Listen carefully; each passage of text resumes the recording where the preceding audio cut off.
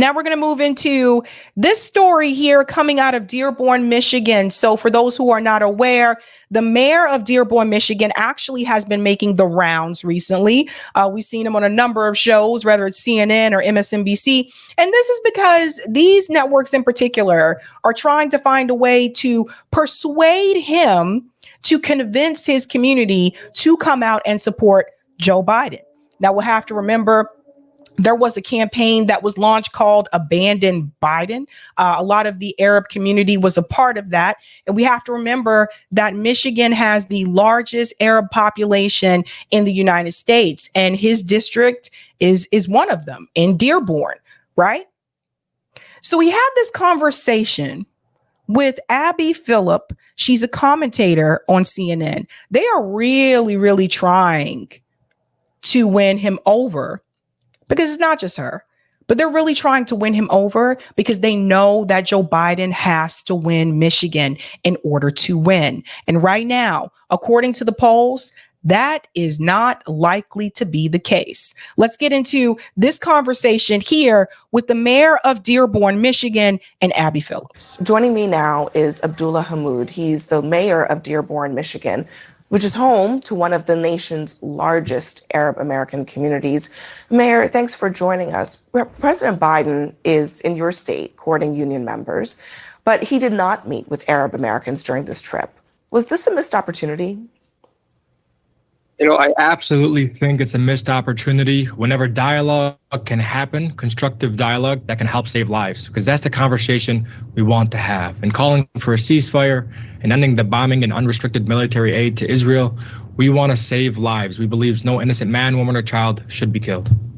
And pause here for a second. So one thing that I do want to add, it was actually, if I remember correctly, I think Biden's campaign manager that reached out to Dearborn, Michigan, and actually wanted to meet with them.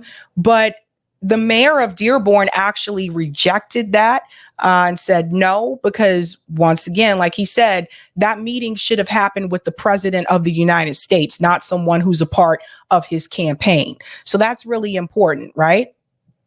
That's just something that might be important for you to know. To that end, the White House says that it's deploying senior administration officials to Michigan this month to discuss a number of issues with community leaders there, including this war. If the White House does extend an invitation to meet, will you accept it? For anybody who wants to have a conversation about how we change course, that's the only condition, that there has to be a willingness and an openness to change course on what's unfolding now. Secretary Blinken just last week said that the Middle East is the most volatile it's been in 50 years. And that's due in part because of this administration's decision making. So if they're willing to come to the table with an open mind on how to change course, that's a conversation and dialogue that we can partake in. So Joe Biden hasn't even reached out to meet with them himself. So think about this, ladies and gentlemen. This is the state that he needs to win. This is a community, the Arab community in Michigan overwhelmingly came out to support Joe Biden in 2020. And now all of a sudden he's pretending like they don't matter, that he doesn't really need their vote. Think about that for a second. Think about who Joe Biden is choosing to prioritize. Now, this isn't just about the Arab community. I said the same thing about East Palestine, Ohio. Joe Biden just showed up this year. When all those people were suffering over a year ago, he was nowhere to be found. There were celebrities that came to visit the people in East Palestine, Ohio, right? There were former politicians that came to visit them, but Biden was nowhere to be found. We can say the similar things with Hawaii, how long he took to provide some type of aid towards them. And it was very small compared to the aid that he's provided to Ukraine and to Israel. So there's that. So think about that. Why is that? Now, with East Palestine, Ohio, people made the case that that was a Trump district, that they heavily supported Trump, and they believe that's why he didn't come out to visit them. But this is a district that heavily supported Joe Biden. And he still has yet to make an appearance to speak to the mayor of Dearborn. Think about that. So the question is, ladies and gentlemen, do you believe that Joe Biden really wants to win? Or do you believe that Joe Biden is just going through the motions? saying that you really only want to sit down if they say in advance that they are willing to change their strategy. Is that what your position is? You know, if you had a disagreement with your congressional official and you said you wanted to voice your concerns, and if they said, hey, I'll come listen to you, but I'm never going to change my mind, I think you yourself would say, hey, you know what, let's just pass in this conversation and save both our times. But if there's a willingness and an openness to say, hey, you in Dearborn, you might know a little something. We come from these Arab countries that everybody keeps talking about online. The largest portion of the city of Dearborn is largely Lebanese immigrants, Palestinian, Yemeni, Syrian, Iraqi. In each one of these countries, we have lived through the firsthand accounts of apartheid, of occupation, of oppression, of bombardment, devastation, and bombing. And so we can speak from a firsthand accounts of what's actually unfolding on the ground. Some Michigan Arabs and Muslims have launched a campaign, and they're saying abandon Biden, and they're urging members of their community to show up to the polls but not cast their vote for Biden. These efforts are also happening in other key states. This is, as I'm sure you know, going to be a very close election likely. Do you agree with this strategy, abandon Biden? Let me pause here for a second. It's almost as if she did not hear a word that he said. When someone comes to you and they tell you that they are from these countries that the U.S. government has been bombing or has been providing the weapons for Israel to bomb, when he tells you that his district, they come from Yemen, from Palestine, from Lebanon, all places that Israel is heavily attacking and has been attacking for years. But now the death toll in Gaza has now exceeded over 25,000 people. Somebody tells you that, and your response is, well, there's this campaign to abandon Biden, considering the fact that this election could be so close. Do you agree with that? It's almost as if you're not hearing their pain. And it's almost as if you really don't care about their pain. It's almost as if Abby wrote down just a list of questions and she's just deciding to go with those questions, and that's it. There was no follow-up to what he said. If I tell you all my people are being killed because of the U.S. foreign policy decisions, you don't have any follow-up to that. You just move on to the next question and say, oh, do you agree with the abandon Biden campaign, considering the election is going to be close? People are dying by the thousands, And her concern is this election is going to be close. Don't you think that's going to be a problem? Don't you think you should just go ahead and support Joe Biden anyway? Never mind the fact that they're bombing your people. Some of these people, and I can say the same thing for Palestinians here in the Boston area too. Some of these people have lost complete family lines in Gaza. Complete family lines. How would you feel if your entire family line has been wiped out? But Abby's just caring about votes. You know, for me, that question has to be put back to the candidate, to President Biden. You know, it's on the candidate. It's his responsibility to earn the trust and respect of the voters. I've run for office before. I've never pointed at the voters of my district and said, you're at fault if I'm not elected. In fact, it's me as the candidate, it's President Biden as the candidate to put forward a policy platform that is receptive to all of Americans. What we're asking for, a ceasefire, is not something that only the majority of Arab Americans and Muslim Americans support. In fact, over 60% of Americans support a ceasefire, over 80% of Democrats. And so for me, I would urge President Biden to heed the calls of Americans from coast to coast. So one thing that I like that he said there is that he is not one to blame the voters, but the Democratic Party does. And they've done this multiple times. They did it in 2016, they did it in 2020, and they're doing it now. They put the blame on the voters instead of putting the blame on the politician and on the system. And both of those operate under the billionaire class. And they're definitely not going to put the blame on the billionaires. They're not going to they'll call out people like Bill Ackman when he's trying to get an African-American woman fired from Harvard. But they won't call him out for being a billionaire. Think about that for a second, folks. They'll call him out for trying to get an African-American woman fired from Harvard, which is not to say that he was right. But they won't call him out for the most blatant, obvious reasons that existed before that plagiarism case happened, which is the fact that he's a billionaire and he's exploiting people. They won't call that out. That's because they all operate under the same donor class. CNN, MSNBC, Fox News, they're all up under the billionaires too. It's not just the politicians. Then there's also the military industrial complex where you have these weapon contractors. They're all up under the same umbrella, and the umbrella is not the people. Yeah, I understand. I mean, certainly you want the president to change his position. I think one of the things that and I know you've gotten a lot of questions about this, people are wondering about realistically, what is the alternative and what does that alternative mean for the Palestinian people? Does it worry you about what a Trump presidency could mean for those lives that you said earlier? You're concerned about each and every one of the innocent people who shouldn't die being saved. That is the dumbest question that I've heard in reference to this crisis in Gaza. You are talking to a man who is from the region, who probably still has family members in the region. His family line, his people are being destroyed by the state of Israel. He's probably watched for years the U.S. government back and defend and support and fund Israel and make excuses for Israel because they're all controlled by the Israeli lobby, and putting all the blame on Lebanon and Syria and Gaza. It's everybody else's fault except for Israel. They will never hold Israel accountable. And you have to understand that there is money attached to that because of the Israeli lobby, because of groups like AIPAC, because of groups like J Street. That is where it all leads back to.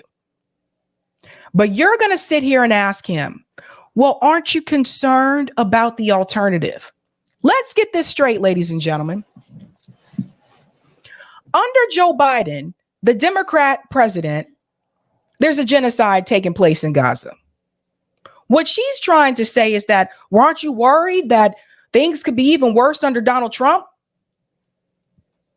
Donald Trump supports the state of Israel. Joe Biden supports the state of Israel. The point is, Abby, that under either one of them, the people in Gaza are going to be killed. That's the point. And the question that you should ask, instead of, aren't you worried about the alternative? Who do you think has the best message out there that is going to benefit your people and this situation that's happening in Gaza? But she doesn't want to ask that, because she did ask that question, she probably wouldn't be able to keep that job. Absolutely. I think Trump is a threat to American democracy. So the question should stand. What will President Biden do to prevent the unraveling of our American democracy? Why is being aligned with Benjamin Netanyahu and the most right-wing government in Israel's history worth potentially sacrificing our American democracy? You know, I had a resident that came before a city council meeting. So you see what he did there? He used one of the Democrat Party talking points about democracy, but did you notice what he did? He brought it right back to the right-wing issue that Abby tried to sling on him. Because if Abby says to him, well, the alternative, you know, that's Donald Trump. What does that really matter if Joe Biden, who's a Democrat, is actively supporting far right-wing Benjamin Netanyahu, who I would argue is way, way, way further to the right than Donald Trump, and even more extreme and also kind of crazy. This guy wants to get rid of everybody. He wants everyone gone that is not Israeli. He wants to take over the whole damn region. It's not just Gaza. It's the West Bank. It's parts of Lebanon. It's parts of Syria, particularly the part that has the oil. So do you see what he did there? He's basically saying, Abby, what difference does it make when the Democrat president is aligned with the far right in Israel who are killing my people? Who had lost over 80 family members in Gaza. And the question in everybody's mind is, while we send our condolences for your loved ones, we want to know how you're going to vote come November. And I think that's extremely dehumanizing to think of Palestinian lives only in the context of polls. Arab American lives. You hear this? Dehumanizing. Dehumanizing. It is. Oh, we only care about you now because of polls. For your loved ones, we want to know how you're going to vote come November. And I think that's extremely dehumanizing to think of Palestinian lives only in the context of polls. Arab American lives and Muslim American lives outside of the context of just polls. Well, yeah, I totally understand that. I think, but really what I'm wondering. But do you understand that, Abby? Because if you understand that, you wouldn't have asked that question that you asked him. If somebody tells you that their people are being killed by the thousands, and your response is, but aren't you worried about the alternative? What about the abandoned Biden campaign? You are telling them to hell with your people. That's what you're really saying, Abby. About is not about the polls, but do you believe genuinely that President Biden, I think the White House would say this, behind the scenes, that they're trying to put pressure on the Israeli government to reduce the loss of innocent lives? Do you believe that at all, or do you think that that's not happening? First of all, problem with the framing. If he's trying to put pressure on Netanyahu, which I don't believe they really are, if he's trying to put pressure on Netanyahu, why would you need to do that behind the scenes? You can come out and say that publicly. They come out and say it publicly about every other country. Biden publicly stated that they were trying to put pressure on Iran. And they're also saying now, hold your hands up in the air, folks. They're also saying now that war with Iran is not off the table. That's the most recent statement. But when it comes to Israel, shh, don't say that loudly. Behind the scenes.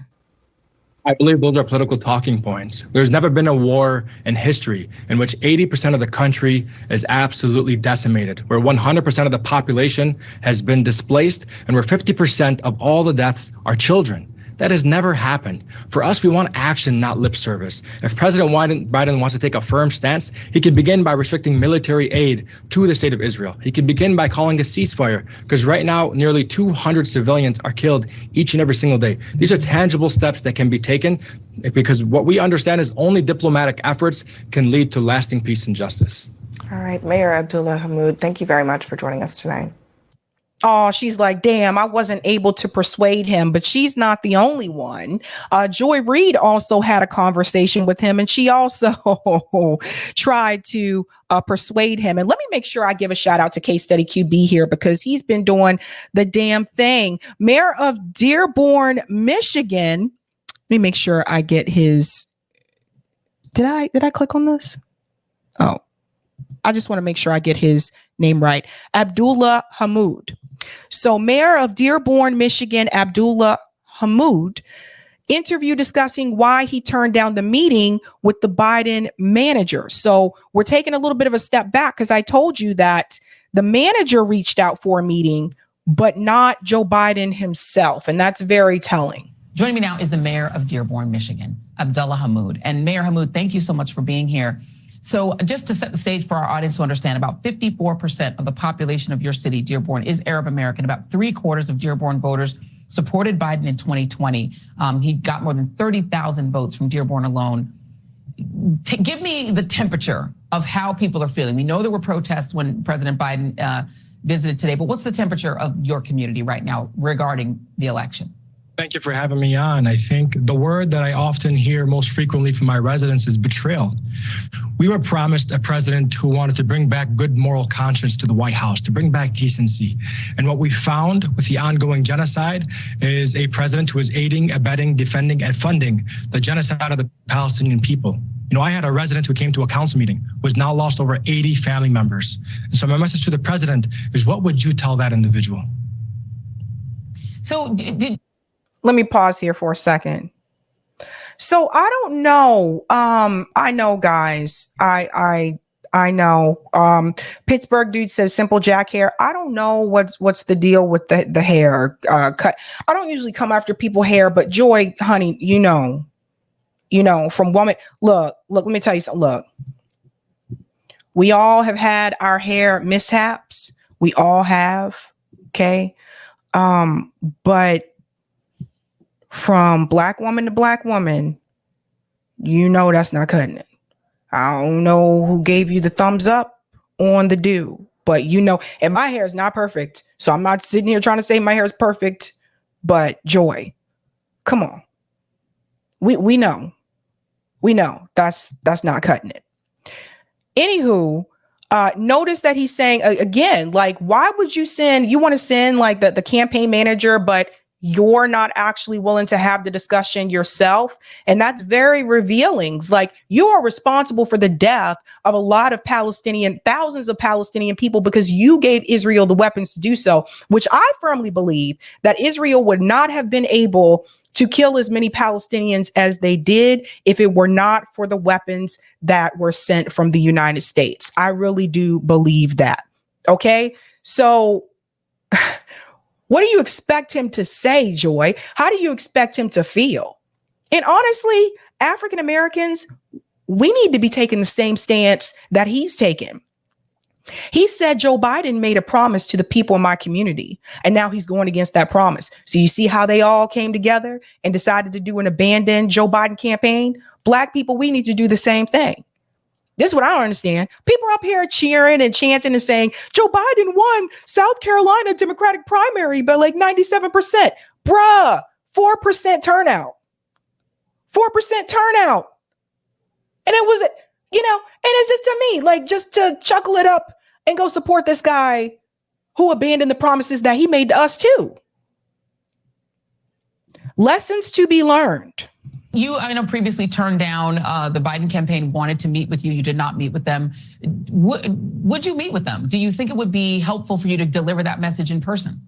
I turned down a meeting with the campaign manager because I don't believe that this is a moment for electoral politics. Over the course of, going on close to 120 days now, over 27,000 Palestinians have been killed. These are innocent men, women, and children. Over 2 million have been displaced. And so for us, Palestinian lives should not be measured in poll numbers.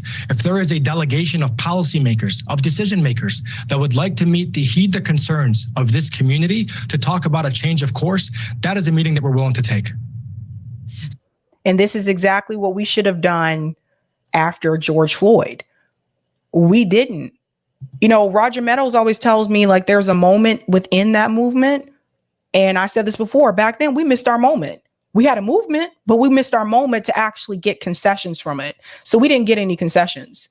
So here you have the Arab community from Dearborn, Michigan, again, largest Arab community in the country. They are willing to withhold their vote unless they get the concessions that they're asking for.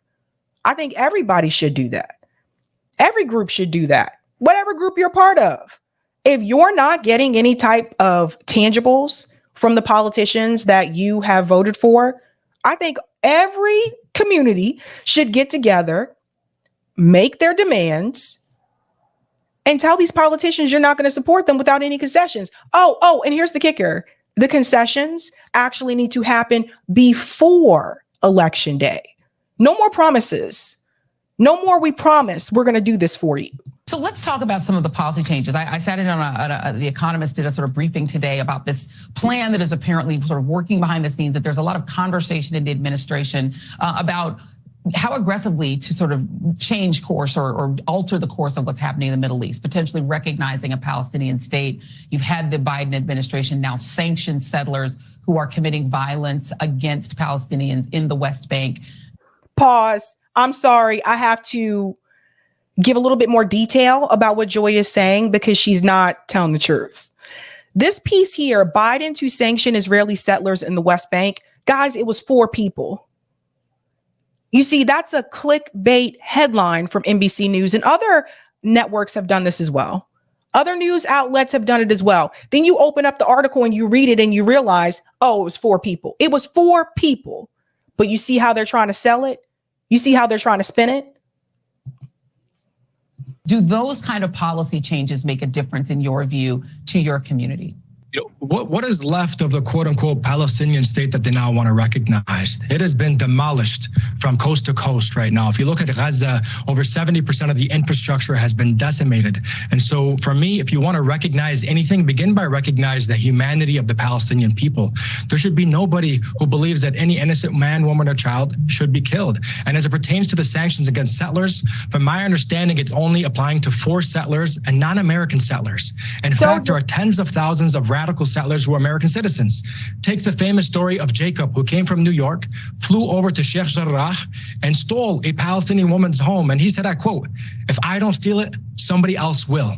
My question to the president is, what accountability will that person have to face? What consequences would Jacob have to face?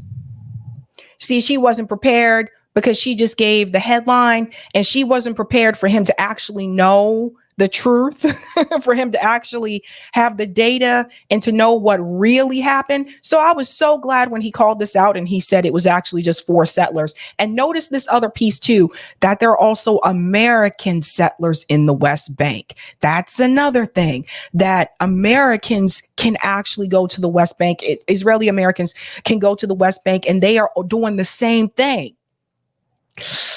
Oh, joy, honey. It is not looking good. And has the White House reached out to you? I mean, you are the mayor of Dearborn. You would think it would be a conversation they want to have. Have they reached out and said, you know what, come to the White House, let's have a conversation? There has been no invitation to the White House. But what I can say is there's dialogue happening between individuals about what would a policy conversation outcome look like. And from my understanding, the only condition that I've said is I need individuals who can come to the table, who have decision-making authority, and who are open to changing course. Because if somebody wants to come to just say that they've heard from the Arab American community and use that as a talking point, I'm not here to be used in somebody's political calculation. This young man is highly aware of what is happening in DC.